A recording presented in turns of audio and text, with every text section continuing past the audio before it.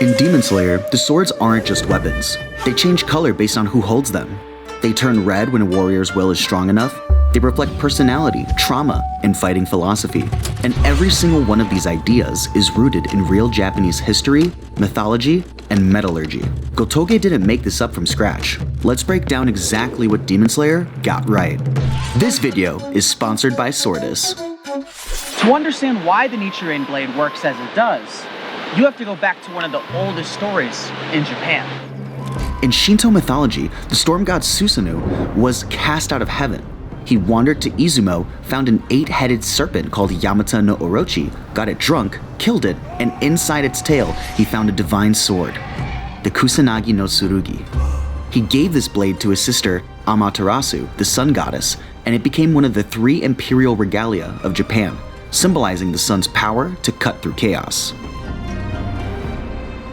Now look at Demon Slayer. The Nichiren blades are forged from scarlet crimson iron sand, mined from mountains perpetually bathed in sunlight. The ore absorbs the sun, the one force demons cannot survive. Just like the Kusanagi was a solar instrument used by the brother of the sun goddess to slay a monster, the Nichiren blade is a solar instrument designed to slay the monsters of the night. Every Demon Slayer is carrying a fragment of the sun into battle. And that's not a coincidence. This is literally being built upon Japan's oldest mythology. And the metallurgy is just as real. Traditional Japanese swords are made from setetsu, iron sand, smelted in a tatara furnace that burns for 3 days and nights. What comes out is tamahagane, jewel steel. The smith sorts the bloom by hand, high carbon kawagane for the hard outer edge, softer shingane for the flexible core. That's what lets a katana cut cleanly without snapping. Gotoge mirrors this exactly with the scarlet ore, but adds one supernatural layer, the absorption of sunlight. There's another beautiful detail here. The katana's hard edge and soft core literally mirrors the Demon Slayers themselves. They're hardened by trauma, but they keep a flexible human heart. That's what separates them from the demons, who are powerful but brittle, frozen in the moment they abandoned their humanity. In real life, a katana's appearance changes based on carbon content and quenching temperatures. The Hamon temper line shifts depending on how the smith applies clay. In Demon Slayer, the color is determined by the personality of the wielder. Blue for water, red for flame, yellow for thunder, green for wind, gray for stone, pink for love, and black. Undefined potential, the absorption of all light. And this is where the series does something absolutely brilliant. The weapon doesn't just match the character, it is the character. When a Slayer's resolve hardens, the blade transforms. It turns red, it changes shape, the steel follows the heart. The demons abandon their swords, their souls, for flesh and blood. And that is why these demons are destined to be cut down. To understand the swords, you have to understand the 2 brothers who started everything. Yoriichi Tsukikuni was born with a Demon Slayer mark and a power that no one else could match. His blade turned deep black, symbolizing all colors. Just like his sun breathing contains all styles. When he fought, that black blade turned bright red from the purity of his solar energy. He nearly killed Muzan in a single encounter. He could have been a god, but he couldn't save his wife. He couldn't save his unborn child. He passed this legacy to the Kamado family as a prayer dance, the Hinokami Kagura, and died standing at 80 years old. A man who accepted he wasn't a god, but just a link in a chain. His brother Michikatsu couldn't accept that. Consumed by envy, he became Kokushibo, Upper Moon 1. He traded his humanity for eternity. And his sword tells you everything. It's not forged, it's not made from his own flesh and bone. It regenerates, grows, sprouts extra blades, and it's covered in eyes. Because he desperately wanted the world to see the way Yoriichi did. Nichiren blades are forged from the sun, external, life-giving. His sword is forged from blood, internal corruption. After 400 years, he looked at his own reflection in his blade and saw a monster. Yoriichi, who died as a frail old man, had beaten him by simply living a human life without fear. And speaking of legendary swords, if you ever wanted to hold one, make sure you go check out Swordus. They make awesome anime swords and carry reputable brands where you have the chance to own your own awesome cool sword.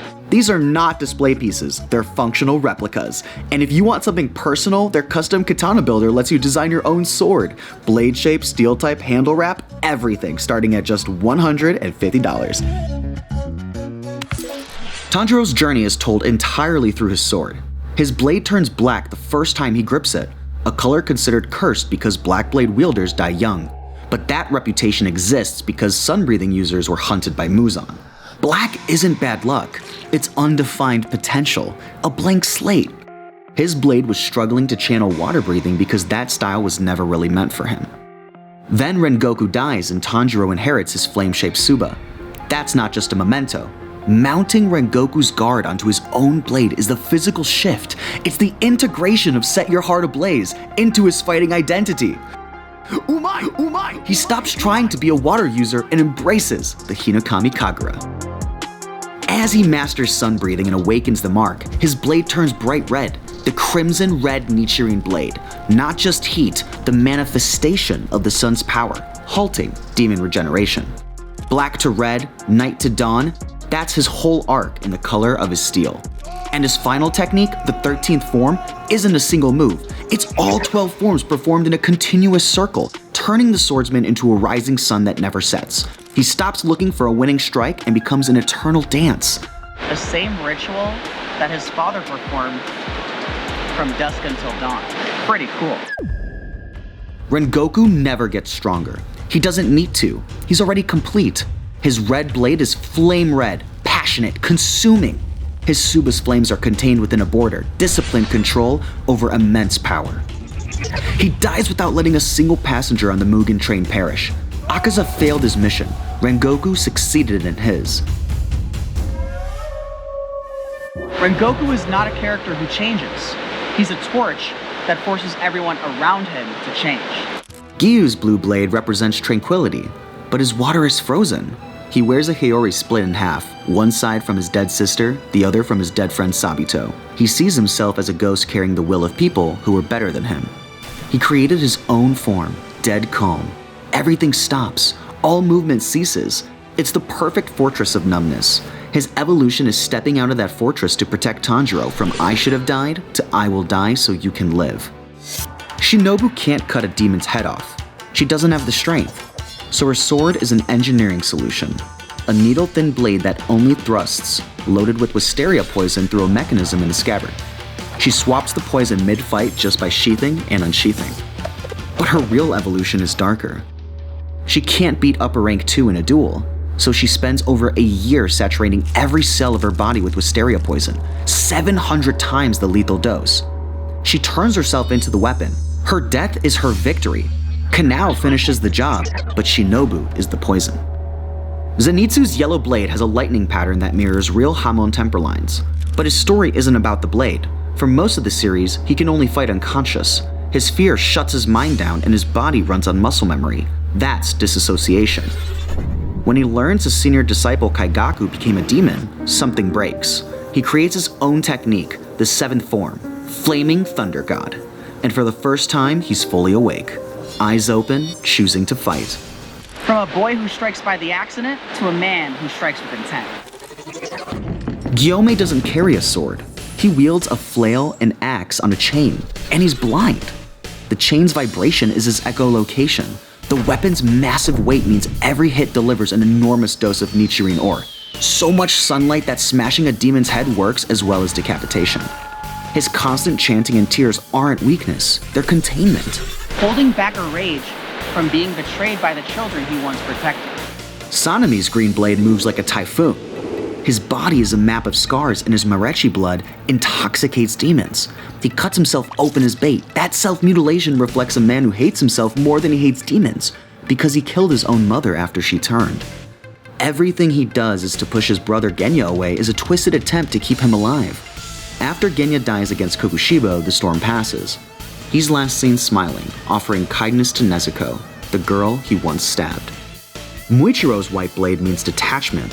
He lost his memories, mispersonified, but he's a descendant of Kokushibo, the moon's bloodline fighting for the sun. When he remembers his brother's words, the Mu in Muichiro is the Mu in Mugen, infinite, he transforms from empty to limitless. He dies helping kill his own ancestor, choosing his core over his bloodline. One more thing the series gets right thematically, the Demon Slayer mark.